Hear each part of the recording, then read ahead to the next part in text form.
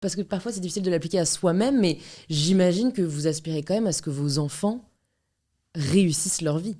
Malheureusement, oui. Mais je n'y crois pas. Ouais. Mais vous savez, c'est ce que dit formidablement Peggy. Il y a un texte de Peggy qui me bouleverse, ça s'appelle « L'homme de 40 ans ». Or, Peggy l'a écrit quand il avait lui-même 40 ans. Et dans ce texte, alors j'ai le titre de mémoire, j'ai lu ça il y a peut-être 20 ans. Et dans ce texte, Peggy explique que l'homme de 40 ans, il a compris quelque chose. C'est que le bonheur n'existe pas.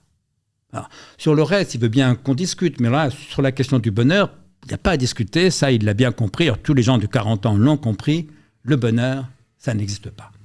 Sauf que cet homme de 40 ans, il a un fils qui a, par exemple, 17 ans. C'est l'âge qu'avait le fils de Peggy quand Peggy écrit ce texte. Et cet homme de 40 ans, il n'a qu'un seul rêve dans la vie, un seul, c'est que son fils soit heureux.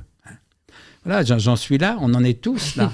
On en est tous là, c'est-à-dire qu'on est plus fragile comme père que comme adulte, voilà.